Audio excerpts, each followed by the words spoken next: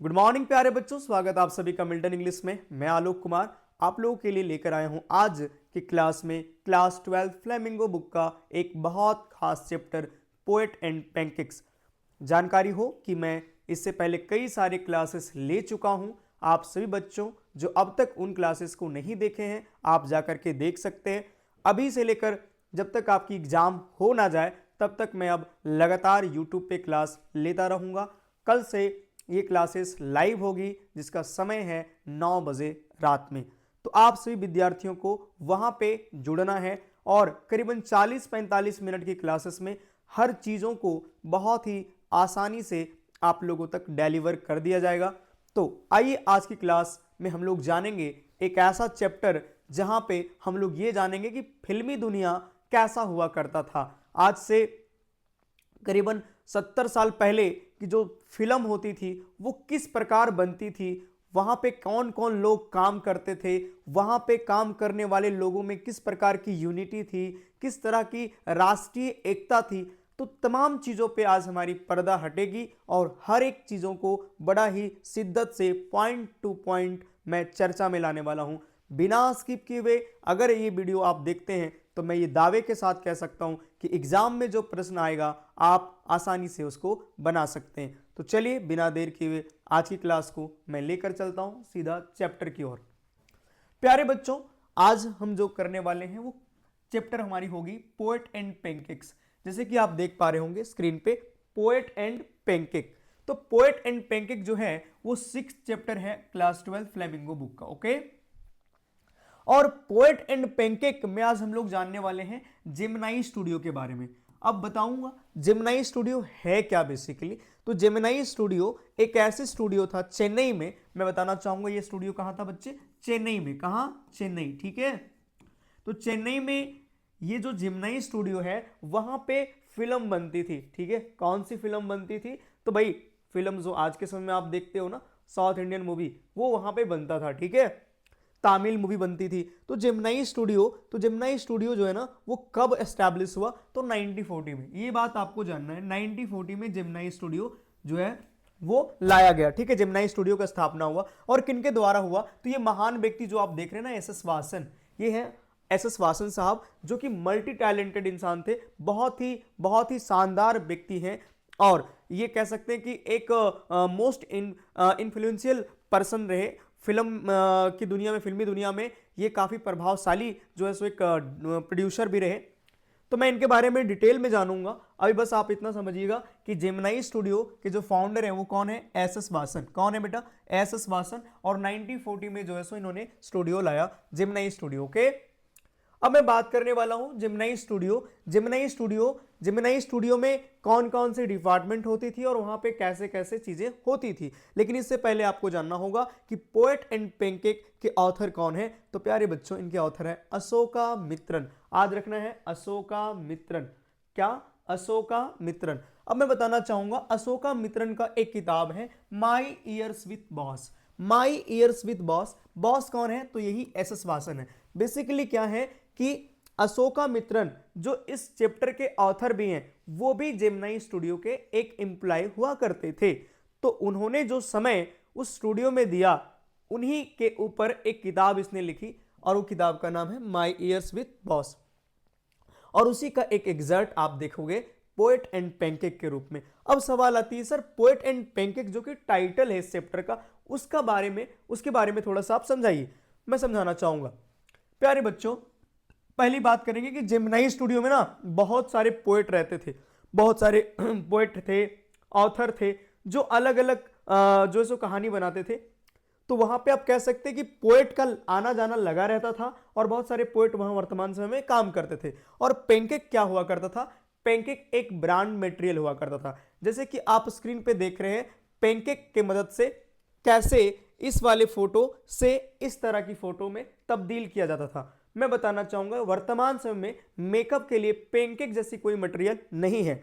लेकिन जब white screen हुआ करती थी तो पैनकेक एकमात्र ऐसा मेकअप मटेरियल हुआ करता था जो कि जेमिनाई स्टूडियो में ट्रक में भर भर के लाया जाता था। तो ट्रक में भर भर के लाने के बाद सभी एक्टर, को एक्ट्रेसेस और जो साइड में रोल कर रहे होते जैसे विलेन, जैसे और भी उनका कोई लीड स्टार का जो और भी लोग हैं क्राउड में जो काम कर रहे हैं, सभी लोगों को जो है सो पैनकेक से गुजरना पड़ता था, सभी लोगों को जो है ना पैनकेक यूज करना पड़ता था, अप्लाई करना पड़ता था। और अशोकामित्रन ये कहते हैं कि पैनकेक लगा करके वे सारे लोग और भी बदसूरत बन जाते थे। जैसे कि आप देख पा रहे हैं यहाँ पे कैसे इस ये महिला के साथ जो है सो यहाँ पे इसको जो है सो मेकअप से पहले यहाँ पे है, और ये जो इस प्रकार के आप सैलून देख पा रहे हैं यहाँ पे, ये बेसिकली सैलून नहीं प्यारे बच्चों, वो जेमिनी स्टूडियो का ये मेकअप डिपार्टमेंट का कमरा है, जहाँ पे बहुत हैवी हैवी लाइट लगी हुई थी और इसकी वजह से ना हीट बहुत एमिट होता था, वहाँ बहुत ज़्यादा गर्मी होता था। और वहाँ पे जो एक्टर और एक्ट्रेसेस रहते थे या फिर जो मेकअप लगाने के लिए जाते थे, पैनकेक अप्लाई करवाने के लिए जाते थे, उन्हें महसूस होता था कि हम नर्क में आ गए, क्योंकि इतनी गर्मी होती थी ना कि आप इमेजिन भी नहीं कर सकते हो। और फिर फाइनली मेकअप वगैरह करके इस रूप में जो है सो लाया जाता था। ये मत समझिएगा कि ये जो है ये मैंने पिक्चर उठा के रखी, बस आप इतना समझ लीजिएगा। तो आपने क्या समझा, आपने जो जो चीजें समझा, पहला कि पोएट एंड पैनकेक के ऑथर हैं अशोकामित्रन। अशोकामित्रन पैनकेक जो है सो मेकअप का ब्रांड मटेरियल है जो जेमिनी स्टूडियो में आता था, और जेमिनी स्टूडियो के एक्टर एक्ट्रेसेस, को एक्टर को एक्ट्रेसेस, साथ ही साथ जो लोग फिल्म में काम कर रहे होते थे वो अपने चेहरे पे अप्लाई करते थे। ये सैलून जैसा जो दिख रहा है आपको, सैलून जैसा जो दिख रहा है, मेकअप डिपार्टमेंट में जो एक कमरा था वहां पे लोग लगाते थे। आपने ये समझ लिया। दूसरा समझा कि जेमिनी स्टूडियो कब स्थापित हुआ था, 1940 में। किसके द्वारा, एस.एस. वासन द्वारा। अच्छा, पहला क्वेश्चन आपने समझा कि पोएट एंड पैनकेक लिखा किसने है, अशोकामित्रन, और कहां से लिया गया इस चैप्टर को, तो ये बात मैंने कहा माय ईयर्स विथ बॉस। अब हम लोग कुछ बातें करने वाले हैं जो कि आप कैरेक्टर से समझ लें। मुख्य रूप से जो कैरेक्टर यहाँ पे आप लोग को जानना है, कैरेक्टर्स, वो ये है। जैसे कि आप यहाँ पे देख रहे हैं, ये तो आपने जाना कि एस.एस. वासन साहब है। मैं दोबारा लिखना चाहूंगा, S S. Vasan. Okay, S S. Vasan ये फाउंडर है। ये क्या है, फाउंडर है। मैं लिख देता हूं दोबारा ताकि आप समझ पाए। ठीक है, जेमिनी स्टूडियो। यहाँ पे जो ये है वो नंबर 1 में, स्टूडियो में जो ये है इनका पोजीशन वो क्या है, नंबर 1 है, क्योंकि ये फाउंडर है। ओके, लेकिन ये जो आप देख रहे हैं, ये जो व्यक्ति आप देख रहे हैं, ये नंबर 2 पे कंसीडर किया जाता है। कहां किया जाता था, कहां पे, जेमिनी स्टूडियो में। और इनका नाम है पूरा कोटामंगलम सुब्बू। क्या नाम है, कोटामंगलम सुब्बू। आप सीधा सीधी यहाँ पे सुब्बू कह सकते हैं। क्या कह सकते हैं, सुब्बू। देखिए सुब्बू जो है वो एक, आप कह सकते हैं कि ऐसे फैमिली से आते थे जिनका मतलब बैकग्राउंड बहुत अच्छा नहीं था, लेकिन उनको एक चीज का फायदा मिला, वो ब्राह्मण थे। ठीक है, इसके वजह से ना उनको थोड़ा सा ज्यादा मतलब कंसीडर किया गया। तो ये ना ये मत समझिएगा कि सिर्फ कास्ट के वजह से ये बहुत ज्यादा उपलब्धि पा लिए, ऐसा कुछ नहीं है। इन्होंने अपने टैलेंट को यूज करा। ये जो थे ना वो एक साधारण सा व्यक्ति थे, और ये कभी भी ना किसी के बारे में ना कुछ भी नहीं सोचते थे गलत चीजें, हमेशा पॉजिटिव एटीट्यूड के साथ जो है सो ये अपनी लाइफ को प्रोसीड करते थे। ये सुब्बू जो है, कोटामंगलम सुब्बू जो है, वो एक क्लर्क के पोजीशन पे जेमिनी स्टूडियो में काम करने के लिए आए थे, मगर अपने क्रिएटिव स्किल के वजह से उनका बहुत ज्यादा दिमाग चलता था। और कई बार तो ऐसा होता था ना कि जो लीड एक्टर होते थे ना उसको वो डायरेक्ट कर देते थे डायरेक्टर के जगह। डायरेक्टर को भी ये डायरेक्ट कर देते थे कि किसे किस तरह से करना है। कई डिफिकल्ट सीन को इन्होंने ना चुटकियों में सॉल्व कर देते कि ये सीन ऐसे नहीं होनी चाहिए, ऐसे होनी चाहिए। मतलब ऐसा मान सकते हो कि कोई डिफिकल्ट सीन है, एक मान लीजिए कि ऐसा बताया जा रहा है कि मान लीजिए चूहा को टाइग्रिस से लड़ाना है तो, और पानी में लड़ाना है तो कैसे लड़ाया जा सकता है, तो किस प्रकार। तो इनका क्रिएटिव दिमाग की वजह से ना, इसका जो टैलेंटेड है ना, ये इनका जो टैलेंट है ना, ये एक पोएट भी थे, तो इनका टैलेंट की वजह से ना इनका जो पोजीशन था ना जेमिनी स्टूडियो में वो था नंबर 2। आप यहीं पे देख रहे हैं एक इंसान, ये है ऑफिस बॉय। जेमिनी स्टूडियो में इन्हें ऑफिस बॉय कहा जाता था, लेकिन मैं आपको दोबारा बताना चाहूंगा ये बॉय बिल्कुल नहीं थे, ये 40 साल का एक मिडिल एज व्यक्ति थे। He was a middle man, middle man यहाँ कहना गलत होगा, he was a office boy. और वो कितने साल के थे, 40 साल के थे। यहाँ पे लिख दिया है बॉय, चूंकि वहां पे स्टूडियो में इनको ऑफिस बॉय के नाम से ही जाना जाता था। अब मैं दोबारा बताना चाहूंगा, देखिए जेमिनी स्टूडियो में जब ये आए ना तो इनका बहुत बड़ा बड़ा सपना था। इनका सपना था प्रोड्यूसर बनना, इनका सपना था डायरेक्टर बनना, इनका सपना था स्क्रीन राइटर, इसका सपना था लिरिक्स राइटर। यूं कह लो कि ये अपने आप को ना समझते थे कि मैं बहुत टैलेंटेड पोएट भी हूँ। मतलब कहीं ना कहीं ये आप समझ सकते हैं कि जो लोग खुद का तारीफ करते हैं, और लिटरली ये जो है ना वो बहुत जेलस थे, जेलस टाइप के इंसान थे, सुबह से बहुत जलते थे। ये सुबह को मानते थे कि मेरे लाइफ को इन्होंने क्या करा, स्पॉइल करा। बल्कि सुबह ऐसा इंसान नहीं थे। ये सुबह की सक्सेस को देख करके ना अपने आप में ये चीज जो है नेगेटिव माइंड में डालता रहता था, इंस्ट्रक्ट करता रहता। और यही कारण है कि जो इंसान इतने बड़े ख्वाब लेकर के जेमिनी स्टूडियो गए थे, उनका महज एक छोटा सा काम जेमिनी स्टूडियो में था। और वो काम क्या था मैं आपको बताना चाहूंगा।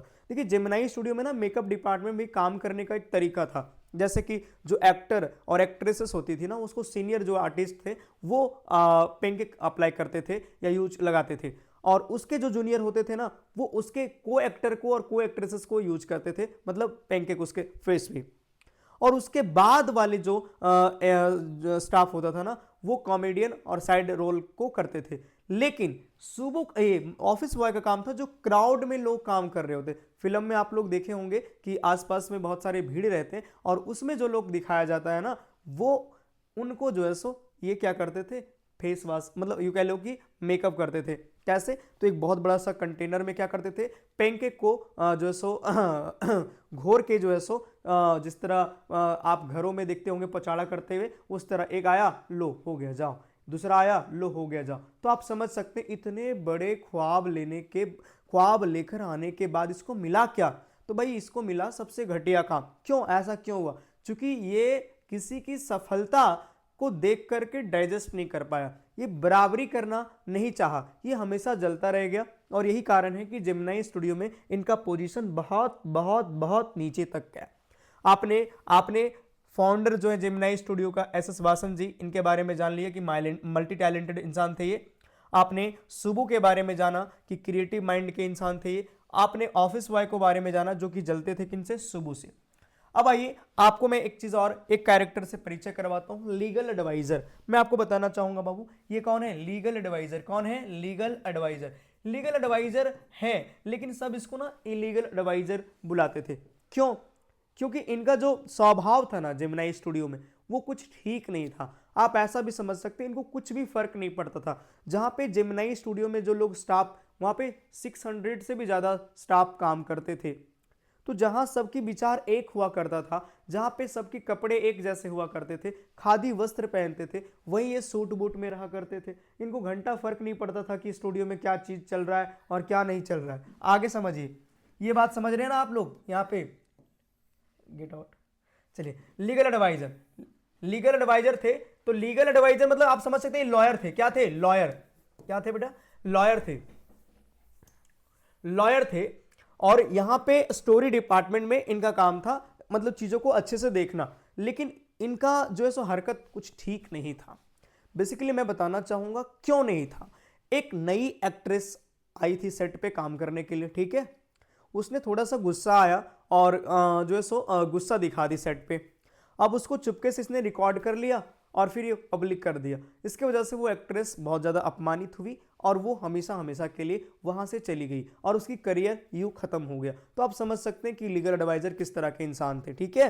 चलिए ये बातें समझ में आ गया, आपने इसको भी समझ लिया। अच्छा मैं इसको समझने वाला हूँ। अच्छा मैं, आपने कहा पेनकेक क्या है, तो पेनकेक मैंने कहा ना, पेनकेक लगाने के बाद जो है सो इस तरह की महिलाएं इस तरह चमकना स्टार्ट हो जाती थी। बेसिकली ये मतलब मैंने उठा करके रखा ताकि आप चीज़ों को समझ पाएं, ठीक है। ये चीज़ मैंने बता रखा कि स्टूडियो में जो लोग जाते थे और मेकअप करवाने के लिए, जिसको बहुत मतलब यूँ कह लो कि बहुत परेशानी होती थी, ऐसे लोग यहाँ पे बैठ करके जो है सो मेकअप करवाते थे, जहाँ पे घंटों बैठना पड़ता था और लाइट जो है सो माइजरी लाइट जो है सो उन लोगों को सहना पड़ता था।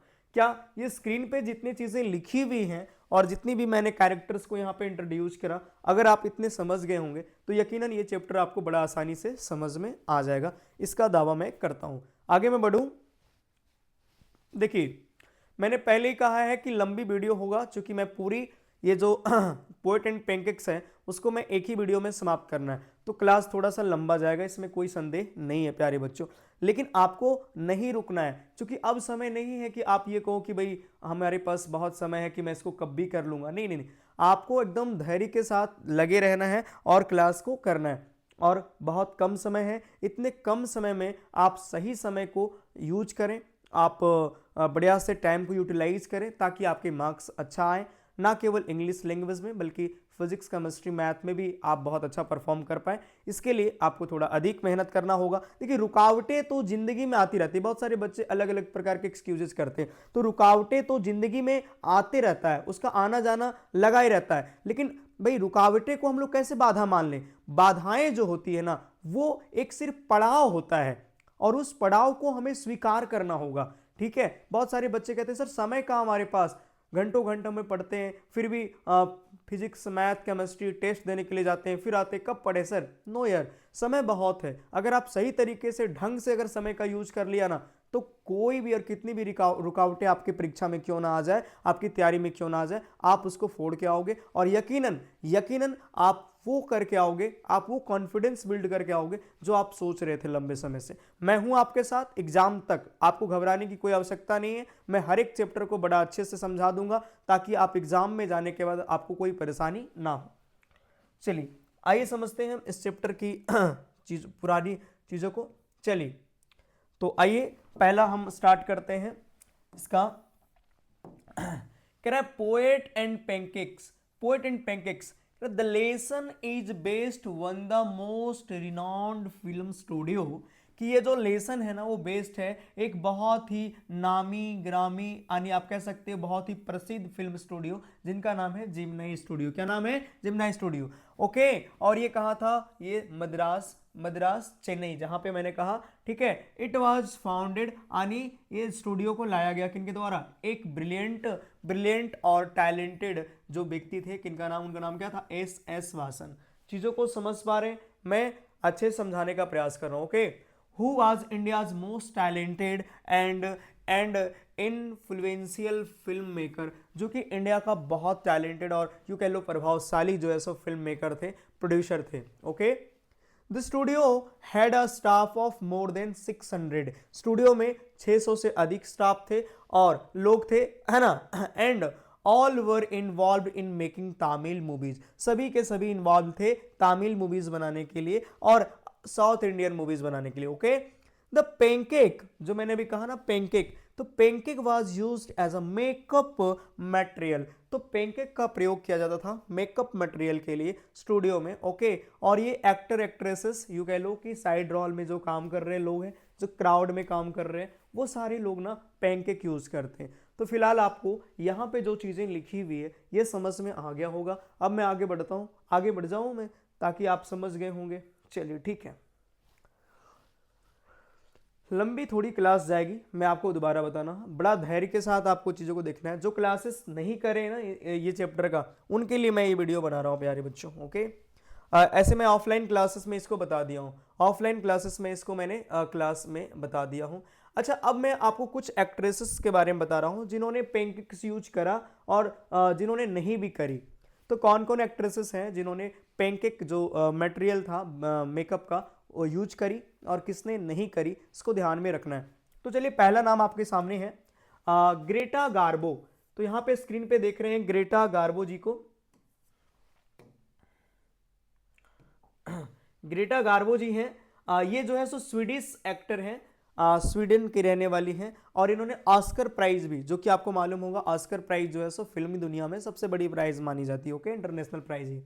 तो ग्रेटा गार्बो जो कि ऑस्कर प्राइज जीती भी है, विजेता है, इन्होंने पैनकेक का यूज करी। ओके, इन्होंने पैनकेक को यूज करी। फिर मिस गोहर साहब, मिस गोहर, ये जो है मिस गोहर जो है मैडम, इन्होंने भी यूज करी पैनकेक को। फिर यहाँ पे लिखा हुआ है बैजंती माला, बैजंती माला वाली जो है, बैजंती माला जो है, उन्होंने भी जो है सो पैनकेक को यूज करी। पैनकेक का जमाना कब खत्म हो गया? तो पैनकेक का जमाना खत्म हो गया रति अग्निहोत्री के समय से। रति अग्निहोत्री का एंट्री जैसे हुआ फिल्म के दुनिया में, अब इन्होंने ना पैनकेक यूज नहीं करी, तब तक जो है सो मतलब बहुत कुछ मार्केट में आ चुका था जिसकी वजह से फेस और भी ग्लो कर सके। ठीक है, तो इस स्लाइड में आपने ये देखा कि कौन कौन एक्ट्रेसेस हैं जिन्होंने पैनकेक को यूज करी और कौन कौन एक्ट्रेसेस हैं जिन्होंने पैनकेक को यूज नहीं करी। तो रति अग्निहोत्री के टाइम से जितने बाद में एक्ट्रेसेस आई हमारी फिल्मी दुनिया में, उन्होंने कोई भी पैनकेक को यूज नहीं करी। आपको समझ में आ गया इस वाले स्लाइड को? चलिए आगे मैं बढ़ता जाता हूं ताकि आप चीजों को और भी आसानी से समझ पाएंगे।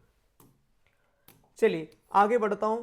आगे यहाँ पे लिखा हुआ पोएट एंड पेनकेक। देखिए यहाँ पे इस समरी को मैंने कंक्लूड करने का प्रयास करा है, और ये जो है सो ऑटोबायोग्राफी है, और ये किनका है, तो ये है अशोका मित्रन को, जो कहाँ से लिए है, माई ईयर्स विद बॉस। तो ये बात आपको ध्यान से देखना पड़ेगा बच्चों, क्योंकि मैंने पहले ही आपको बता रखा है कि ये चैप्टर जो एग्जर्ट है किनका है, माई ईयर्स विद बॉस का है। ठीक है, जो जो चीजें जहां पे मैं हाईलाइट करने का प्रयास करूंगा ना, बस थोड़ा सा समझ लेना। ठीक है, आगे मैं बढ़ता हूं, और यहाँ पे मैं पूरा डिटेल में एक्सप्लेन करता हूं किनके बारे में, जो ऑथर हैं आपके। ठीक है, चीजों को समझने का प्रयास करना। ये मैं कंप्लीट आपको पीडीएफ फॉर्म में भेज दूंगा अगर आपको चाहिए तो। ठीक है, हाँ मैं दोबारा बताना चाहूंगा, वैसे विद्यार्थी जो अब तक चैनल को सब्सक्राइब नहीं किए हैं वो चैनल को भी सब्सक्राइब कर लेंगे, ताकि बाकी सारे वीडियोस ऐसा आता रहेगा। ठीक है, आगे कह रहा है he is the author of this lesson. हाँ, ये कौन, अशोका मित्रन जो है सो इस लेसन के ऑथर हैं। And use to work as an employ of Gemini studio. Gemini studio में वो एक एम्प्लॉय के तौर पे, एक वर्कर के तौर पे काम किया करते थे। ठीक है, अब बात आता है उनका क्या काम था। क्या काम था उनका, तो ही जॉब वाज, उनका जो जॉब था to cut newspaper clippings. Newspaper clippings को ना कट करते थे। न्यूज़पेपर क्लिपिंग्स क्या होता है, मान लीजिए कोई आर्टिकल छपा न्यूज़पेपर में, तो उसको अगर अच्छा लग गया ना, वो लगा कि ये स्टोरी में हम डाल सकते हैं, तो मेनली उसको क्या कर लेना है, काट लेनी है, और फिर अलग अलग विषय पे, जो टॉपिक्स पे या फिर अलग अलग तरीके से जो क्लिपिंग्स आती थी उसको काट कटिंग करके उसको एक फाइल में स्टोर करने का काम था किनको, Ashoka Mitran. The other members of the staff looked down upon his work and felt superior to him। और यहाँ पे कह रहा है बच्चों कि जो और भी स्टाफ थे ना स्टूडियो में या फिर स्टोरी डिपार्टमेंट में, लिटरली वो ये समझते थे कि यार इनका कोई काम ही नहीं है, ये भी कोई काम होता है क्या, पेपर कटिंग करना, ऐसे करना वैसे करना। तो मेनली वे लोग ना ये समझते थे कि कोई, मतलब यूं कह लो कि फालतू है इनका काम, मतलब किन्हीं कोई, सब लोग अपने सुपीरियर समझते थे इनके कामों से। ठीक है, लेकिन सच में यकीनन इनका जो काम था वो मतलब था, कायदे की काम थी, ऐसे इतना हल्के में लेने की जरूरत नहीं था किनको, पोएट एंड अशोका मित्रन साहब को। चलिए आगे पढ़ता हूँ। ये बातें समझ में आ गया होगा बच्चों आप लोगों को, है ना, समझ में आ गया हो। देखिए हाँ, एक बात और मुझे बतानी है आप सभी बच्चों से कि समय जितना भी हमारे पास अब बचा हुआ है, और अब हमारे पास मूल्यवान समय बचा हुआ है, ये समय हमारा अच्छा से यूज हो, उपयोग हो, इसके लिए हम आप लोगों को, और मैं अपने ऐप के बच्चों के लिए भी कहना चाहूँगा कि प्यारे बच्चों, आप लोग सिर्फ ऐप पे ना बैठे, जहाँ पे आपको जो जैसा चीज़ मिल रही है आप प्लीज़ वहाँ पे आएँ। जैसे मैं यूट्यूब में आ रहा हूँ तो आप यूट्यूब से भी क्लासेस लें, ताकि हम दोनों जगह से आपकी सिलेबस को सिलसिलेवार तरीके से कंप्लीट कर पाएँ। और वैसे विद्यार्थी जो झारखंड के अलग अलग ज़िले से हैं, कई बार फ़ोन आते रहते हैं कि सर मैं गोड्डा से हूँ, कोई धनबाद से हैं, सर हमें प्रॉब्लम हो रही है। तो मैं प्यारे बच्चों आप लोगों के लिए लास्ट में, शुरुआत से आ जाने पे ना थोड़ा सा मुश्किल थी, बट अब कोई चिंता की बात नहीं है। अब मैं आया हूँ, और लास्ट ईयर जो मैं 11th में जिस तरह से स्ट्रगल करा था आप लोगों के मार्क्स को इम्प्रूव करने में, अगेन मैं अपनी एफर्ट्स को लगा रहा हूँ। बस आप लोगों को ये कोऑपरेट करना है कि इस वीडियो को लोगों तक पहुंचाना है, वैसे विद्यार्थी तक जो अब भी तलाश रहे हैं कि भाई वो समझ पाए चीज़ों को, तो प्लीज़ आप उन तक ये वीडियो को पहुंचा दें, ताकि हमें भी लगेगा कि हमारे साथ कोई स्टूडेंट्स जुड़े हैं, तो मुझे भी काम करने में जो ऊर्जा मिलेगा वो ज़्यादा मिलेगा। ठीक है, ये रिक्वेस्ट मुझे आप लोगों से था, तो उम्मीद है मुझे ये वीडियो को आप शेयर भी करेंगे। लाइक सब्सक्राइब तो आप ऑलरेडी कर रखे हैं, और नहीं करे हैं तो प्लीज़ आप कर देना, ताकि मुझे भी लगेगा नहीं भाई मैं मेहनत कर रहा हूँ तो बच्चे भी हमारे साथ हैं। चलिए आगे बढ़ता हूँ। आगे बढ़ने के साथ साथ मैं आपको बताना चाहूंगा कैरेक्टर्स को यहाँ पे मैंने लिख रखा है, जिसमें से सबसे पहले कैरेक्टर हमारा आया है बाबू ऑफिस बॉय। और मैंने पहले ही बता रखा, ऑफिस बॉय जो है वो 40 साल का एक व्यक्ति है, जो लोग उसको ऑफिस बॉय कहा करते थे, कहाँ पे, स्टूडियो में। ठीक है, और मैंने कहा था कि ये ना जेलस करते थे, he was jealous of Subbu. Subbu से ये बहुत जलते थे। ठीक है, सुबू के सक्सेस से ये जलते थे, इनको ऐसा महसूस होता था यार मैं इतना टैलेंटेड इंसान हूँ, आखिर सुबू क्या है, मतलब क्या है वो जो जेमिनी स्टूडियो में उनका इतना क्रेज है, लिटरली मैं तो उससे ज़्यादा टैलेंटेड हूँ यार, तो मुझे नहीं लिया जाता है या फिर मुझे मौका नहीं दिया जाता है। तो वो ऐसा समझते थे, यहाँ लिखा हुआ है he was not really a young boy, वो वास्तव में कोई यंग बॉय नहीं थी, बट अ ग्रॉन अप, बल्कि एक बड़ा इंसान था, बड़ा आदमी था। वो भी कितना साल का बच्चे, 40 साल का वो था। ठीक है, and was a given to the duty of crowd makeup, और उनकी जो ड्यूटी दी गई थी ना स्टूडियो में वो था क्राउड को मेकअप करना। क्राउड का मतलब आप समझ चुके हैं, जो भीड़ होती है ना फिल्म में, तो उनको मेकअप करना था, ठीक है। कह रहा ही job was an easy one still, मतलब लिटरली उनका जो काम था ना वो आसान था, लेकिन वो ऐसा महसूस करते थे, ही फील्स, वो महसूस करते हैं कि वो एक बहुत एक्सपर्ट आर्टिस्ट हैं और स्किल्ड मेकअप मैन है। और वो कहते हैं कि भाई समझ लीजिए क्राउड को मेकअप करना है, क्या करना है, कुछ नहीं, बाल्टी से उठा करके वो जो ब्रश हैं उससे सबका भाई तुम्हारा हो गया, दिस दैट दैट दैट, जात निकलते जा, ऐसा वो करते थे और वो अपने आप को बहुत स्किल्ड मानते थे। भाई ये भी क्या बात हुई यार। अच्छा, तो ऊपर से वो कह रहा है कि ही ब्लेम्ड सुबु, सॉरी मैं यहाँ कह रहा हूँ कि वो ब्लेम करता था किनको, सुबु को, अपना फेलियर, खुद फेल होने का जो कारण मानते थे वो शुभू को मानते थे, ठीक है। वो किस लिए आए थे वहां पे, तो वो हीरो बनने के लिए आए थे जेमिनी स्टूडियो, और स्टार एक्टर बनने के लिए आए थे, लेकिन क्या बन के रह गए। इसीलिए आज के समय में हमें किसी की सफलता से ईर्ष्या नहीं करना है, बल्कि हमें उनकी बराबरी करना और उनकी आगे जाना है, और उनके लिए सिर्फ हम ये कहें कि भाई वो कैसे कर लिया, ये कर लिया। आप लोग को मालूम होगा, जैसे आप लोग क्लास 12th में पढ़ रहे हैं, बहुत सारे बच्चे क्या है दिन रात मेहनत करें, अच्छे मार्क्स लाएंगे, और 12th एग्जाम लिखने के बाद कई सारे अपॉर्चुनिटी आते हैं, और उन सारे अपॉर्चुनिटी में अगर वो प्रयोग करके उन्होंने अवसर का प्रयोग करा और बढ़िया से अवसर को पहचान लिया तो, और नौकरी ले लिया, तो बहुत सारे बच्चे कहेंगे यार था ही क्या वो बंदा, नौकरी ले लिया। भाई नौकरी ऐसे नहीं लिया, कई रातें उन्होंने नींद को गवाया है, कई रातें उन्होंने सोया नहीं है, कई दिन ऐसे हैं जो उन्होंने भूखा रहा है, वो शादी पार्टी में नहीं गया, वो बार बार घर नहीं जाता था, उन्होंने सेक्रीफाइस करा है कई दिनों बाबू, तब जाकर के उसको नौकरी मिला है। और मैं आपको बताना चाहूंगा कि एक बात ध्यान दीजिएगा कि नौकरी लेने में जितना देर आप करोगे ना भाई उतना मुश्किल होती जाएगी। इसीलिए क्लास 12 के बाद बहुत सारी वैकेंसीज आप लोग के पास रहेगा। आपका CHSL आपके पास है, मल्टीटास्क का स्टाफ आपके पास है, आपके पास नेवी में वैकेंसी आएगी, आपका NDA है, आपका एयरफोर्स की, तो मतलब तमाम सारी जो चीज़ें हैं वो 12th के बाद है। विद्यार्थी आप ये ना सोचे कि हम ग्रेजुएशन करने के बाद या फिर पोस्ट ग्रेजुएशन करने के बाद ही हमारे विकल्प खुलेंगे, नो नो नो नो। बहुत सारे ऐसे विद्यार्थी हैं जो मिल्टन इंग्लिश के विद्यार्थी, और उन्होंने अब तक साबित कर दिया गवर्नमेंट जॉब को लेकर के। तो आपको 12th के बाद एक अच्छे फील्ड को देखना है जहां पे आप अपने आप को कंफर्ट मानते हैं, और फिर उसके अकॉर्डिंग अपनी स्ट्रेटजी बनानी है और लग जाना है, ताकि वो स्टेटस जो आपके फैमिली की स्टेटस है और आपको जिम्मेवारी मिला था परिवर्तन करने का, आप उस पर बेखूबी काम करें और उसको निभाएं, ठीक है। बाकी हम समय समय पे आप लोगों को मोटिवेट और गाइड करता रहूंगा, क्या आपके लिए बेस्ट होगा, मैं ऐसा काम करूंगा। चलिए फिलहाल अभी 12th पे आप लोग को ध्यान देना है। ये बातें भी समझ में आ गया बाबू आप लोग को। तो आपसे बच्चों को जैसे कि ऑफिस बॉय की कैरेक्टर इस चैप्टर में वैसा नहीं बनना है, एकदम मेहनत करना है, सुबह की तरह दिमाग को क्या रखना है, फास्ट रखना है, ठीक है। आइए आगे बढ़ता हूं, मैं पूरा विस्तार से चीजों को बता रहा हूं, ठीक है। कोई मत बताना कि सर आपने कोई चीज को हटा दिया, स्किप कर दिया, ताकि आप बढ़िया से समझो, इसीलिए मैं चीजों को लेकर चलता हूं, ठीक है। अभी क्लासेस और थोड़ी चलेगी जब तक ये पूरा खत्म नहीं होता। कह रहा कोटा मंगलम सुबु, चलिए ये बात मैंने कहा कोटा मंगलम सुबु, तो कोटा मंगलम सुबु जो है वो नंबर 2 पे थे। कहां नंबर 2 पे, कहां पे, जेमिनी स्टूडियो में। अच्छा ये क्यों थे नंबर 2 पे, मैंने कहा यहां पे लिखा हुआ है, रुको, कह रहा है he was considered the number 2, उन्हें कंसिडर्ड किया जाता था नंबर 2 पे, कहां पे, स्टूडियो में, ठीक है। आगे लिखा हुआ एंड केम फ्रॉम, वो कहां से आते थे, वो आते थे एक लोअर बैकग्राउंड फैमिली से आते थे। किसके कंपैरिजन में, ऑफिस बॉय के कंपैरिजन की जाए तो उनकी जो फैमिली बैकग्राउंड थी ना वो इतनी अच्छी नहीं थी। बट बीइंग अ ब्राह्मण, लेकिन ब्राह्मण होने के कारण he was given more importance, उन्हें ज्यादा महत्व दिया गया। किनसे, ऑफिस बॉय से ज्यादा महत्व दिया गया। ही ऑलवेज लुक्स चीरफुल, वो हमेशा ना चीरफुल दिखते थे भाई, बिल्कुल सुकून वाला इंसान थे, उन्हें कोई फर्क नहीं पड़ता था। क्योंकि देखो ऐसे इंसान जो बहुत ज्यादा सोचते हैं और अलग अलग तरीका एक साथ सोच सकते हैं ना, उन्हें बहुत मतलब चीरफुल रहना पड़ता, शांत रहना पड़ता, ठीक है।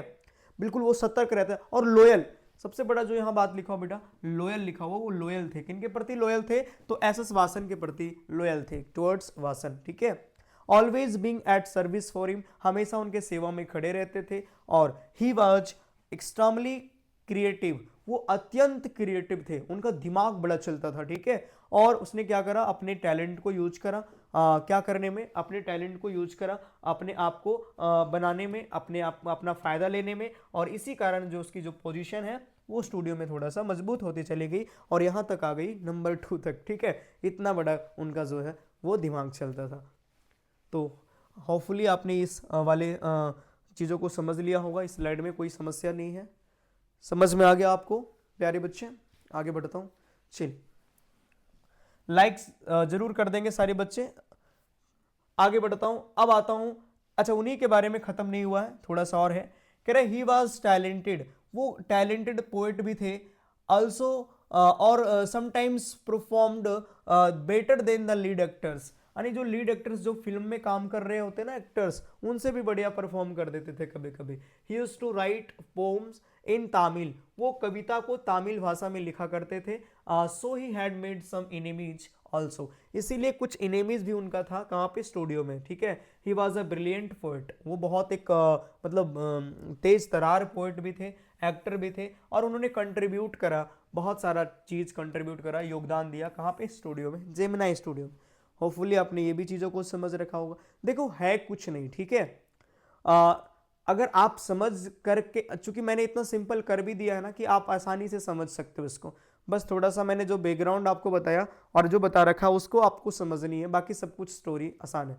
अच्छा, द इंटरव्यू जो कि एक मुश्किल चैप्टर माना जाता है क्लास 12 का, विद्यार्थी उसको करने से डरते हैं कि सर मैं स्किप कर दूंगा, उसके क्वेश्चन आएगा। नो नो नो, मैं उसको बड़ा डिफिकल्ट चैप्टर है नो डाउट, लेकिन मैं प्रयास करूंगा कि आप तक वो चैप्टर ऐसा डिलीवर कर दिया जाए कि बड़ा आसानी से आप हलवा तरीके से उसको आराम से अपने दिमाग में सेट कर ले, और फिर एग्जाम में आएगा तो भाई पानी पानी कर दें उसके क्वेश्चंस को, कहीं का नहीं छूटे वो क्वेश्चन, है ना, सब एक कर दो उसको। तो आपको चिंता ना करना है, मैं हूँ यहाँ आपके साथ। अभी तो स्टार्ट हुई है रफ्तार, अभी बाकी है पकड़ना, अभी हमने पाँव पे खड़ा हुआ है, चिंता ना करें, मैं हूँ। और मुझे जितनी भी क्लास लेनी पड़ी और जितनी भी ऊर्जा मुझे लगाना पड़ा, मैं देखिए यूट्यूब पे बहुत सारे क्लासेस अवेलेबल है, नो डाउट, भरमार पड़ा हुआ है, समंदर है, आपको जहां से उठाना है उठा लीजिए। मैं नहीं कहता हूं कि मैं बहुत अच्छा टीचर हूं कि मैं ही मेरे से देख लो, लेकिन जिन विद्यार्थी का एक उम्मीद एक आस लगा हुआ है ना कि सर आलोक सर आएंगे, और जैसे कि मैं 11th में आया था कि 12th में आएंगे, एक बार फिर से वो जलवा बिखेरेंगे, और मैं आप लोगों के लिए एक वादा कर रहा हूँ यहाँ इस मंच से और आज की क्लास से कि लास्ट लेसन से मैं आपको बताना चाहूंगा, लास्ट लेसन जो कि फर्स्ट चैप्टर है आपका फ्लैमिंगो, और लास्ट लेसन से गोइंग प्लेसेस तक जो कि 8वां चैप्टर है, और माई मदर एट 66 से लेकर के अंट जेनिफर टाइगर्स तक पोम, और फिर द थर्ड लेवल से लेकर के memories of childhood vistas, letter से लेकर आर्टिकल तक, और कॉम्प्रिहेंशन सेक्शन एक बार फिर टोटल के टोटल यूट्यूब पे होगा। इसका मैं और आज आप लोग के सामने बताने वाला हूं। समझ में आ गया आप लोगों को? तो एकदम निश्चिंत हो जाइए। हाँ, आप लोग अलग तरीके से, बहुत सारे बच्चे कहते हैं कि सर कैसे लाएंगे इंग्लिश में, कैसे मार्क्स लाएंगे? अरे कैसे लाएंगे वो है ना, मैं बताऊंगा, टेंशन, किसी का कम नहीं आएगा मार्क्स, चिंता मत करो, आगे बढ़िए। सिर्फ मेहनत करना है आपको। मेहनत ये नहीं कि भाई हम पढ़ा दिए और आप लोग सो गए, तो क्या मेहनत करोगे, क्या खाक लाओगे मार्क्स? कुछ नहीं। अच्छा, एक नया कैरेक्टर हमारे पास आ गया, लीगल एडवाइजर। अच्छा, ये नया नहीं, मैं ऑलरेडी इसको बैकग्राउंड में बता रखा है। लीगल एडवाइजर वही है जिन्होंने एक एक्ट्रेस की करियर को स्पॉइल कर दिया। स्पॉइल का मतलब होता है बिगाड़ दिया। चलिए मैं आपको बताना चाहूंगा वो कौन थे। He was a lawyer in the story department. प्यारे बच्चों ना, जेमिनी स्टूडियो में एक डिपार्टमेंट थे, स्टोरी डिपार्टमेंट, और इसी स्टोरी डिपार्टमेंट में काम करते थे आपके खोटा मंगलम सुबु। तो उन्हीं डिपार्टमेंट में ये भी काम करते कार्यरत थे जेमिनी स्टूडियो में। कह रहे वो पैंट्स पहना करते थे, मैंने तो इसका फोटो भी दिखा रखा आपको, है ना, एक फोटो लिया था मैंने इसके रिलेवेंट। और कह रहे कि पैंट्स पहनते थे, टाई लगाते थे, और कभी कभी ना ये ओवरसाइज कोट पहनते। ओवरसाइज का मतलब समझते हो, बढ़िया से, जैसे कि मतलब एक होता है ना भाई अलग बढ़िया यूनिफॉर्म में, आप समझ, देखो मेरा तो इस तरह के कोट पहनते थे। Unlike everyone is in the department, मतलब इन द डिपार्टमेंट में जितने लोग थे ना भाई, मैंने पहले कहा कि सब खादी वस्त्र पहनते थे, गांधीवाद थे लोग। लेकिन ये बंदा थे कुछ अलग थे, इन्हें कोई फर्क नहीं पड़ता था कि कौन लोग क्या करते हैं, भाई मैं अलग रहूंगा तो रहूंगा, मुझे नहीं फर्क पड़ने वाली, ठीक है। हाँ, तो भाई उन्होंने मतलब ये बात कह रहा है कि ही डिस्ट्रॉयड, देखो यहाँ लिखा हुआ he destroyed the career of many actresses by his unrealistic behaviour. तो उन्होंने कई सारे एक्ट्रेसेस की जो करियर है ना उसको डिस्ट्रॉय करा, उसने स्पॉइल कर दिया, बिगाड़ दिया, है नहीं, अपने अनरियलिस्टिक बिहेवियर के वजह से है। तो ये बातें भी समझ में आ गया।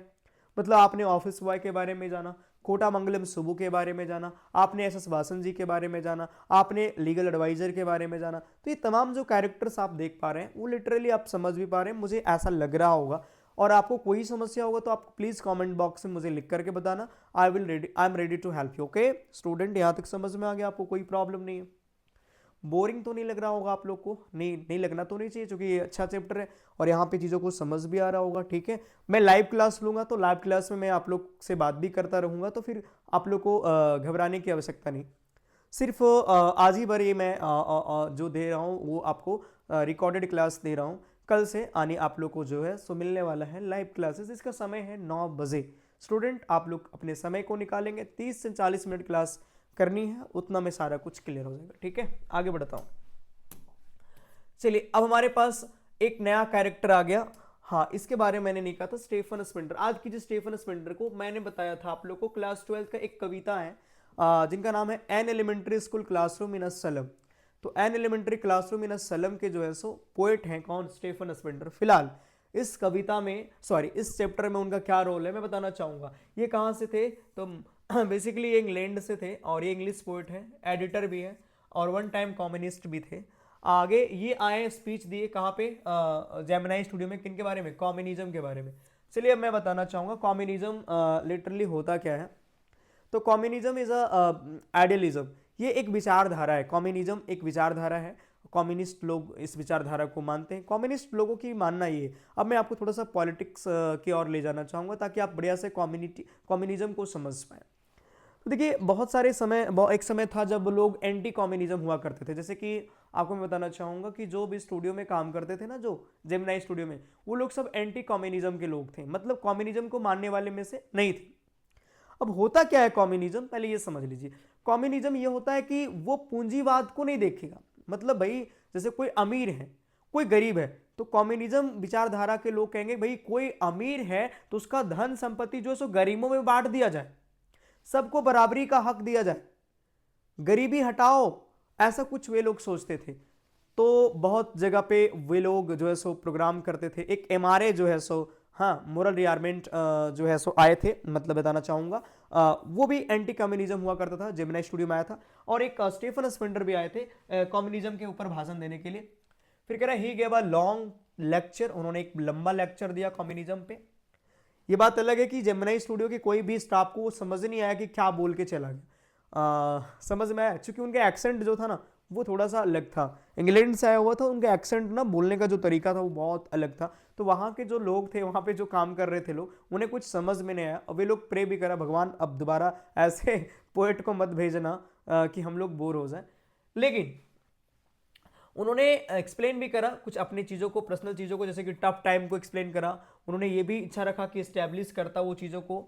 फिर उसने बाद में लोगों को पता चला कि अरे अरे अरे अरे, वो तो एक बहुत बड़े पोएट हैं, राइटर है। अशोका मित्रन को भी बाद में पता चला कि भाई वो जो है वो कहीं ना कहीं बहुत बड़े राइटर है, पोएट है, और ब्रिटिश पीरियोडिकल के जो है सो वो एडिटर है। ये बात ना अशोका मित्रन जी को बाद में पता चला। तो ये स्टेफन स्पिंडर, यहाँ से इस चैप्टर से सवाल बनेगा बाबू कि कौन से इंग्लिश पोएट जो थे वो पहुंचे थे जेमिनी स्टूडियो हैं। तो आपको जवाब देना है स्टेफन स्पिंडर। स्टेफन स्पिंडर। ओके, स्टेफन स्पिंडर पहुंचे थे जेमिनी स्टूडियो। आगे बढ़ता हूं, समझ में आ गया होगा आप लोगों को। प्यारे बच्चों, दोबारा मैं बताना चाहूँगा, जो भी स्टूडेंट्स चैनल को सब्सक्राइब नहीं किए हैं वो प्लीज़ सब्सक्राइब करा दें। ठीक है, इसके साथ एक और मैं इन्फॉर्मेशन देना चाहूँगा। क्लास 11th के जो बच्चे अभी वर्तमान समय हैं, क्लास 11th के जो बच्चे हैं और 11th से जो 12th में जाएंगे 1-2 महीने के बाद, इनका ऑफलाइन एडमिशन मेरे पास चालू हो गया हजारीबाग में। तो ऑफलाइन एडमिशन चालू हो गया। जो भी स्टूडेंट्स हजारीबाग में हैं प्लीज़ आप इस नंबर पे कांटेक्ट कर लें, 73 52 26 36 17। बहुत कम पेमेंट में, यानी हमारा पेमेंट है 3200 पूरे कोर्स का। वन टाइम में मैं ले रहा हूँ 2800, लेकिन जो विद्यार्थी 30 दिसंबर तक करवाते हैं, 30 दिसंबर तक करवाते हैं एडमिशन, उन्हें सिर्फ 1999 देना पड़ेगा 1999 में क्लास 12 का। 1999 में क्लास 12 का जो है सो पूरा सिलेबस उसको कंप्लीट करके दिया जाएगा ऑफलाइन। लोचनपथ, जो हमारा लोचनपथ में जो स्थित हमारा ऑफिस है, जो वहाँ पे जो क्लासरूम है, वहाँ पे आप लोगों को बहुत कम अमाउंट में क्लास 12 के लिए, तो आप लोगों को जो भी जूनियर स्टूडेंट होंगे तो आप प्लीज़ उनको इन्फॉर्म कर देंगे, जो हजारीबाग में रहते होंगे उन्हें, कि मात्र 1999 में एक स्पेशल ऑफर के साथ मिल्टन इंग्लिश में एडमिशन चालू है। तो आप सभी बच्चों से मेरा आग्रह होगा कि जो भी विद्यार्थी की छोटे भाई बहन जूनियर लोग हैं, आप आसपास में जो भी लोग हैं उन्हें जरूर ये काम सूचित कर दें, ठीक है। आगे बढ़ता हूं ताकि आप चीजों को समझ पाएंगे। आगे कह रहा है पैनकेक्स क्या था यार, पैनकेक्स। देखो यहां पे मैं लिखा पैनकेक्स जो था ना, वो पैनकेक क्या था, तो यूज किया जाता था, पैनकेक्स का यूज किया जाता था, पैनकेक्स का यूज किया जाता था किसके लिए, मेकअप के लिए, मेकअप मटेरियल के लिए। कहां पे, स्टूडियो में, ओके। किसके द्वारा, बहुत सारे फेमस एक्ट्रेसेस थे स्टूडियो में, और उसके लिए ना खरीदा जाता था भाई, खरीदते थे लोग, बहुत सारे अमाउंट खरीदते थे, बहुत अच्छा अमाउंट में खरीदते थे पैनकेक को। और फिर कह रहा है ही ह्यूमरसली टोल्ड अस दैट, यानी यहाँ पे अशोका मित्रन जी कह रहे हैं कि वो क्या करते थे बहुत ही गलत तरीके से, मतलब उनका पॉइंट ऑफ व्यू थोड़ा सा अच्छा नहीं था पैनकेक के प्रति में। वो कहते थे कि पैनकेक्स को लगाने के बाद ना लोग ना डिसेंट लुकिंग, मतलब बहुत अच्छे नहीं दिखते। उन्हें कहना था कि भाई पैनकेक को यूज करने के बाद ना लोग राक्षस की तरह दिखते, वो कैरेक्टर्स, लेकिन भाई उसके कैरेक्टर्स, मान लीजिए कोई कैरेक्टर में राक्षस आएगा, उसको राक्षस बनाया जाएगा, वैसा कुछ है। फिर कह रहे cameras and studio lights required that the artist should look अगली। देखो कैमरा और स्टूडियो लाइट्स जो है वो इन चीज़ों के लिए उपलब्ध था ताकि वहाँ पे आर्टिस्ट ऐसा दिख पाए। वो मानते थे कि आर्टिस्ट जो है सो इसको लगा करके अगली हो जाते थे, और फिर वो सारे प्लेयर जो मतलब यूज करते थे वो सारे लोग अगली दिखते थे, ठीक है। अशोका मित्रन का कुछ खास मतलब यू कह लो कि पैनकेक्स के बारे में नहीं था। आगे बढ़ते हैं और समझते हैं, आगे समझने का प्रयास करते हैं, चीज़ों को हम लोग करने के प्रयास करेंगे। आगे देखिए,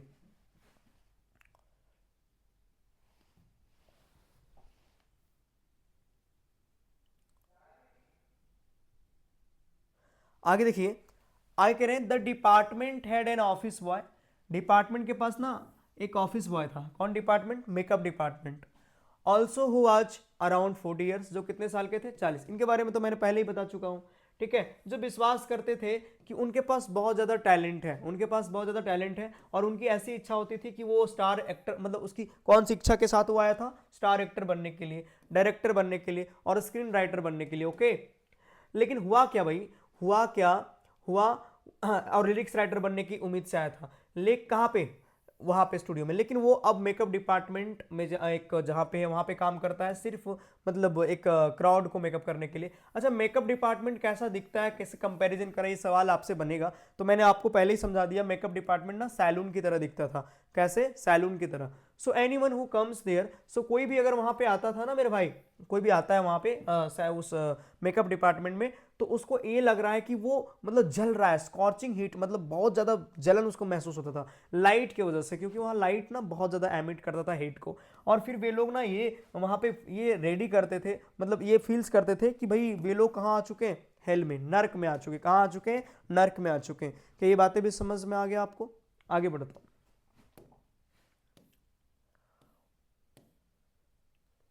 अच्छा चलिए, ये वाला बातें समझ लीजिए, ये वाला इंपॉर्टेंट है प्यारे बच्चों। कह रहे कि जो डिपार्टमेंट था ना वो खड़ी थी किसके साथ, नेशनल इंटीग्रिटी। अब मैं बात करूंगा नेशनल इंटीग्रिटी क्या है, तो नेशनल इंटीग्रिटी क्या है मैं आपको बताना चाहूंगा। नेशनल इंटीग्रिटी है राष्ट्रीय एकता। जैसे कि आप लोग को मालूम होगा, राष्ट्रीय एकता का मतलब ये हुआ कि हमारा भारत देश, हमारे भारत देश जो है सो यहाँ पे विभिन्न प्रकार के कल्चर है, रिलीजन है, कम्युनिटी है, लेकिन सभी में भारतीयता है, हमारी अनेकता में एकता है। यानी इसको कहा जा सकता है कि ये लोग, हम लोग ये जो चीज़ें हैं राष्ट्रीय एकता ना, ये हम लोग बाद में रियलाइज करना शुरू किए, जब ऑल इंडिया रेडियो पे शुरू हुआ, या फिर नेशनल टीवी पे जब चलना शुरू हुआ कि हम लोग राष्ट्रीयता की परिचय देना है। लेकिन जेमिनी स्टूडियो में पहले से ये चीज़ विद्यमान था, वहाँ ऑलरेडी एग्जिस्ट करती थी। क्या? National integrity. नेशनल इंटीग्रिटी का मतलब होता है राष्ट्रीय एकता। कोई महाराष्ट्रियन है, कोई बंगाली है, कोई उड़ीसा का है, कोई साउथ का है, सब लोग एक साथ काम करते थे वहाँ यार। कह रहे शुरुआत के दिनों में ना जो वहाँ का हेड था ना जो डिपार्टमेंट का, वो एक बंगाली था। कौन थे? बंगाली। देखो बंगाली थे। और बाद में ना फिर वो कौन बन गए? महाराष्ट्रियन। हाँ, बंगाल से सीधे कहाँ? महाराष्ट्रियन। ठीक है, बंगाली से। और फिर जो है सो अलग अलग लोग यहाँ पे आए दुनिया के अलग अलग दिशाओं से, और यहाँ पे जो है सो काम करे। ऑथर का जॉब वहाँ पे सभी लोग को कैसा दिखता था? छोटा दिखता था। ठीक है, आगे मतलब यही पे कह रहा है, क्योंकि वो हमेशा क्या करते थे? टीयरिंग, मतलब फाड़ते रहते थे। क्या? न्यूज़पेपर।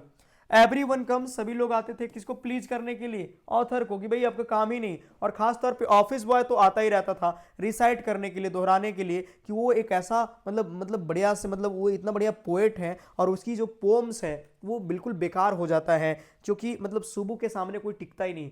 ऐसा कुछ बोलता है कि इतना बढ़िया पोम करना चाहता है और पोम उसके पास है, लेकिन सुबु की वजह से ना इसका पोम का कोई वैल्यू रहता ही नहीं। ठीक है, तो आपने ये भी देख लिया। चलिए बच्चे, अब हमारे पास जो आ रहा है वो बड़ा इंपॉर्टेंट है, ऑफिस बॉय।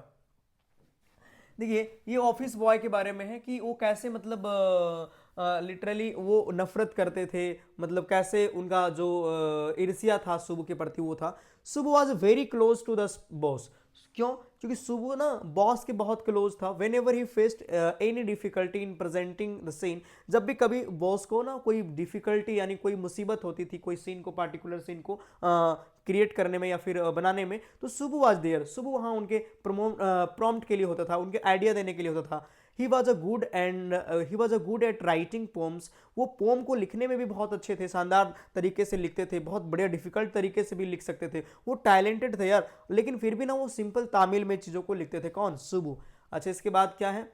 इसके बाद भी है, हाँ, कह रहे he has retain novels also in which he recreated the mood off, यहाँ पे लिखा है देवा दाशीष, है ना। तो देवा दाशीष रिक्रिएट उसने करा उसकी मूड को, और फिर मतलब मैं कह रहा कि बहुत बढ़िया तरीके से उन्होंने काम भी करा।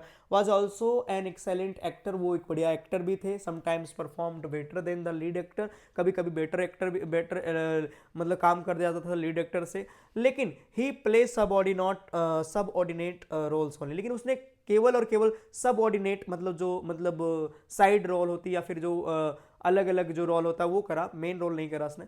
He loved all of his relatives, वो सारे फैमिली के मेंबर से और अपने रिलेटिव्स से भी बहुत प्यार करते थे।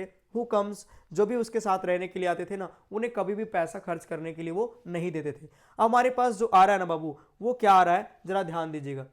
सुबु was a member of the story department. ये बात मैंने कहा, सुबु कहाँ का मेंबर था? स्टोरी डिपार्टमेंट में मेंबर था, है ना। कहाँ? स्टूडियो में, जो हमेशा देखा जाता था किनके साथ? बॉस के साथ। बिसाइड्स, इसके अलावा there was a legal adviser भी थे स्टूडियो में, who was known for his cold behaviour, जो उनके कॉल्ड बिहेवियर मतलब अच्छा बिहेवियर नहीं होने के लिए और इलॉजिकल फैक्ट्स, उनके पास कोई बढ़िया लॉजिकल फैक्ट नहीं हुआ था, इसके लिए जाना जाता था। वंस ही ऑल्सो डिस्ट्रॉयड, एक बार उसने डिस्ट्रॉयड कर दिया करियर किसका? एक टैलेंटेड एक्ट्रेस का। ठीक है, चलिए अब मैं आपको बताना चाहूंगा कैसे उसने डिस्ट्रॉय करा। वन डे एन एक्ट्रेस, एक दिन एक हीरोइन आई और थोड़ा सा यहाँ पे आपको बताना चाहूंगा, यहाँ पे थोड़ा सा टेंट्रम्स यानी थोड़ा सा ना गुस्सा दिखाई सेट्स पे, और इसकी वजह से उसने क्या करा? प्रोड्यूसर को थोड़ा सा बोल दी। तो उसने लीगल एडवाइजर ने क्या कनिंगली मतलब चुपके से क्या करा? रिकॉर्ड कर लिया उनकी आवाज को और फिर लोगों के बीच शूटिंग में प्ले कर दिया। सी वाज सॉक्ड, वो सुनकर के बहुत सॉक्ड हो गई अपनी आवाज को, और फिर वो रिटर्न हो गई, कभी दोबारा सेट पर नहीं आई। अब आगे मैं बताना चाहूंगा प्यारे बच्चों कि एक बार ना स्टूडियो में, जेमिनी स्टूडियो में कौन आया? MRA टीम आया। MRA एक इंटरनेशनल जो सो ड्रामा मतलब आप समझ सकते हैं कंपनी। MRA का फुल फॉर्म आपसे पूछ सकता है। ये कब आई स्टूडियो में? तो ये आई 1952 को, 1952 को आई स्टूडियो में। क्यों आई? क्योंकि ये भी ना एंटी कम्युनिज्म को प्रमोट करने के लिए आई थी। एंटी कम्युनिज्म को प्रमोट करने के लिए आई थी, क्योंकि वहां पे सब कुछ था, तो ये एंटी कम्युनिज्म को प्रमोट करने के लिए आई। मैं आपको बताना चाहूंगा MRA है क्या। तो MRA है बाबू मोरल रीआर्मामेंट, तो ये जो है वो किसके द्वारा, तो बुचमेन्स, जो बुचमेन्स है उन्होंने इसको खोजा था। बुचमेन्स का ये बुचमेन जो मोरल रिआर्मेंट है वो बुचमैन जो है सो इसका फाउंडर थे, याद रखिएगा। तो ये जो चीजें हैं वो है, ये अशोकामित्रन के कुछ काम है जो आपको पहले से आप लोगों को पता चल गया होगा। अब हम लोग कुछ क्वेश्चंस को देखते हैं। कुछ क्वेश्चंस इसके इस प्रकार हैं कि what does the writer mean by the fiery misery those subjected to makeup, यानी मेकअप के लिए फायरी माइजरी जो फ्रेज यूज करा है ना राइटर, उसका क्या मतलब है। The writer meant by this phrase, यानी राइटर का मतलब जो इस फ्रेज से है वो ये है कि एक्ट्रेसेस को फेस करना पड़ता था बहुत सारा प्रॉब्लम। कब, जब वो मेकअप प्रोडक्ट्स को लगाती थी, रेडी होती थी मूवीज के लिए, क्योंकि वहां आधी दर्जन से भी ज्यादा इलेक्ट्रिक बल्ब, लाइट बल्ब्स लगी हुई थी जो आसपास में था, और इससे बहुत ज्यादा हीट एमिट होता था, और इसकी वजह से ना उनका चेहरा जल जाता था और उनको लगता था कि मैं नर्क में हूं। इसीलिए यहाँ पे फायरी माइजरी का प्रयोग करा। यहाँ पे दूसरा क्वेश्चन है बाबू कि what is the example of national integration that the author refers to. दोबारा मैं बताना चाहूंगा कि ऐसे चैप्टर में मल्टीपल चॉइस क्वेश्चंस ही ज्यादा बनते हैं, लेकिन फिर भी आपको कुछ क्वेश्चंस को देख लेना चाहिए, जैसे कि ये इंपॉर्टेंट है कि what is the example of national integration. जो नेशनल इंटीग्रेशन का एग्जाम्पल है वो कैसे है, तो यहाँ पे लिखा हुआ है कि शुरुआत के दिनों में ना एक बंगाली को दिया गया था चार्ज डिपार्टमेंट को, फिर थोड़े दिन के बाद वो जॉब जो है सो वो दिया गया, अपॉर्चुनिटी मिला किसको, एक महाराष्ट्रियन को मिला। किसको मिला, महाराष्ट्रियन को। फिर मिला एक क्रिश्चियन को, और इसके बाद एक एंग्लो बंगाली को मिला, और फिर तामिल्स को। तो इस प्रकार से आपने देखा कि अलग अलग जगह से लोग आए और काम करे, तो ये कहीं ना कहीं यहाँ पे नेशनल इंटीग्रेशन की बात हुई है। तो अब मैं बात करने वाला हूं प्यारे बच्चों इसकी ऑब्जेक्टिव क्वेश्चन की, जो आपके परीक्षा में मूल रूप से आएंगे। तो जैसे कि देखो यहाँ पे कह रहा है who is the author of poets and pancake. तो आप सभी बच्चों को मालूम है कि पोएट एंड पैनकेक्स के ऑथर जो हैं वो है अशोकामित्रन। अशोकामित्रन जो एक तमिल राइटर है, अशोकामित्रन कौन है, एक तमिल राइटर है, और 1931 में इनका बॉर्न हुआ था। आगे बढ़ता हूं और अगले क्वेश्चन की ओर समझता हूं।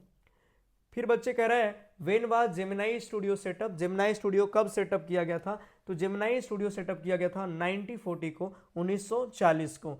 ओके, अगला क्वेश्चन है हमारे ठीक सामने, what was the brand name of the makeup material that Gemini studio brought. यानी ब्रांड नेम क्या था मेकअप मटेरियल को जो जेमिनाई स्टूडियो लाता था। तो बाबू इसका ठीक आंसर क्या हो जाएगा, पैनकेक हो जाएगा। क्या हो जाएगा, पैनकेक हो जाएगा। हम आ रहे हैं लाइव क्लासेस जहां मैं आप लोगों से आंसर लूंगा, चिंता मत करो, ठीक है। फिर हमारे पास नेक्स्ट क्वेश्चन है कि हु वाज ग्रेटा गार्बो। यही है कि और कोई क्वेश्चन है, नहीं, हाँ ग्रेटा गार्बो। तो मैंने अभी आपको थोड़ी देर पहले बताया कि ये स्वीडिश एक्ट्रेस है जो ऑस्कर विनर है, और ये यूज करती थी क्या, पैनकेक। तो इसका ठीक उत्तर हो जाएगा बाबू ए, ऑप्शन नंबर ए। फिर अगला क्वेश्चन है what was Ashokamitran job in the studio. Ashokamitran का जॉब क्या था स्टूडियो में, तो इनका जॉब था कट आउट न्यूज़पेपर क्लिपिंग्स, यानी न्यूज़पेपर क्लिपिंग्स को कट करना। That is by D will be the right option, ठीक है। आगे बढ़ता हूं नेक्स्ट क्वेश्चन की ओर, और अगला क्वेश्चन है who was the founder of Gemini studio. Gemini studio के जो फाउंडर है वो कौन है, तो जेमिनाई स्टूडियो के फाउंडर है mister S S Vasan, mister S S Vasan. अगला है what has been the makeup room compare to. Makeup room को किससे कंपेयर किया गया है, तो हेयर कटिंग सैलून से, यानी ऑप्शन नंबर क्या होगा, डी हो जाएगा। आगे बढ़ता हूं, हु वाज द इंग्लिशमैन। कौन इंग्लिशमैन है जो आया था, मैंने कहा स्टेफन स्पेंडर। क्या होगा, स्टेफन स्पेंडर होगा। अगला क्वेश्चन है why did Stephen Spender visit the studio. Stephen Spender studio क्यों विजिट करा था, क्या होगा इसका answer, to deliver a speech, to deliver a speech. Option number A will be the right answer. Again हमारे पास जो क्वेश्चन है कि एमआरए क्यों इनवाइट किया गया जेमिनाई स्टूडियो, क्योंकि भाई उसको ना पॉलिटिकल एफिलेशंस करना था, कम्युनिज्म, एंटी कम्युनिज्म की बात करनी थी। तो यहाँ पे पॉलिटिकल वाला आंसर हो जाएगा, B will be the right answer. So again we have the another question, why did everybody in the studio think of giving some work to the author. क्यों लगता था स्टूडियो में सभी लोगों को कि ऑथर का काम बहुत छोटा है, because of the idle appearance of his work, क्योंकि उनका जो काम है ना बहुत ईजी दिखता था, ऐसा ही। आगे आगे कह रहा why did the office boy in the makeup room come to the author. तो ऑथर के रूम वो क्यों आता था ऑफिस बॉय, तो तो वो आता था because he was unemployed, no no no no, because of his interest in literary arts and film making, yes, क्योंकि उनका इंटरेस्ट था साहित्य के क्षेत्र में और फिल्म बनाने के क्षेत्र में, और उनको मौका नहीं मिल रहा था। अगला क्वेश्चन है द बॉय, यहाँ पे ऑफिस बॉय होगा, मेकअप रूम में वो जेलस करता था, किन से जेलस करता था बाबू, एक्टर से, ऑथर से, विजिटर से, सुबु से। Option number D will be the right answer, Subbu से। अगला हमारे पास क्वेश्चन है why was Subbu considered number 2 at Gemini studio, number 2 पे जेमिनी स्टूडियो में सुबु को कंसिडर क्यों किया जाता था, because of his creative skill. Option number C will be the right answer, C will be the right answer. अगला क्वेश्चन है कि when did MRA visit Madras, कब विजिट करा था, 1952 में, 1952 में, ठीक है। और हमारे पास अब कोई क्वेश्चन नहीं बचा। इस प्रकार आपकी ये जो चैप्टर है वो हो गया समाप्त। तो ये चैप्टर हो गया समाप्त प्यारे बच्चों। इसी तरह मैं नया चैप्टर लाऊंगा, आप लोगों को लगातार क्लासेस अब दी जाएगी। सबसे पहले आपसे बच्चों से मेरा आग्रह होगा कि ये वीडियो को शेयर करेंगे ताकि उन बच्चे तक ये वीडियो पहुंच पाए जो लोग बहुत दिनों से इंतजार कर रहे थे। धन्यवाद, शुभ रात्रि, फिर मिलता हूं कल आप लोगों से।